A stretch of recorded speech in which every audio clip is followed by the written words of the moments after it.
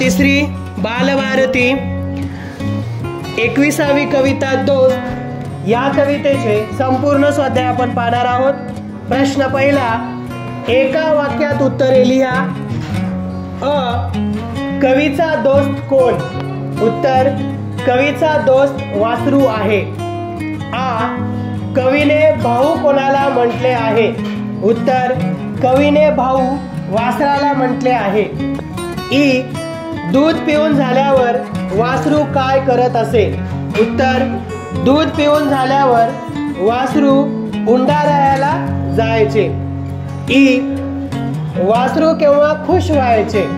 उत्तर, जेव्हा कवी वासराला कोवळे लुसलुसीत हिरवे गवत खायला आणायचा तेव्हा वासरू खुश व्हायचे। उ, कवीने साय कशाला म्हटले आहे? उत्तर, वासराच्या ओठावरच्या फेसाला कवीने साय म्हटले आहे। पुढचा प्रश्न, प्रश्न 2, शेवटचे अक्षर समान असणारे कवितेतील शब्द लिहा। उदाहरणार्थ, वासरू, विसरू या पद्धतीने पुढे दिलेल्या शब्दांसमोर शेवटचे अक्षर समान असणारे कवितेतून शब्द आपल्याला शोधून लिहायचे आहेत। अ, पिऊ पिऊ भाऊ भाऊ। आ, उंडारला धुंडाळला। ई, पायाने मायेने। ई, चाटायचा वाटायचा। पुढे उ, शाळेत नाळेत।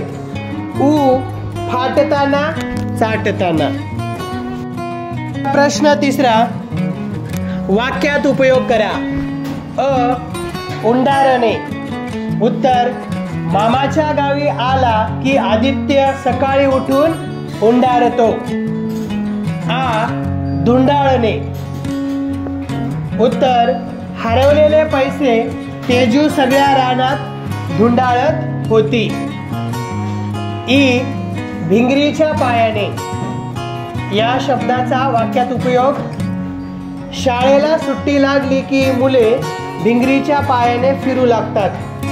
ई, भावाभावांचे फाटणे। उत्तर, पैशासाठी भावाभावात फाटले। पुढचा प्रश्न, उ, गुबगुबीत होणे। उत्तर, मांजराचे पिल्लू दूध पिऊन गुबगुबीत झाले।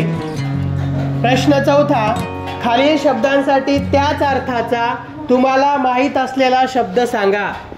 अ, दोस्त, मित्र। आ, खुश, आनंदी। ई, बाप, वडील।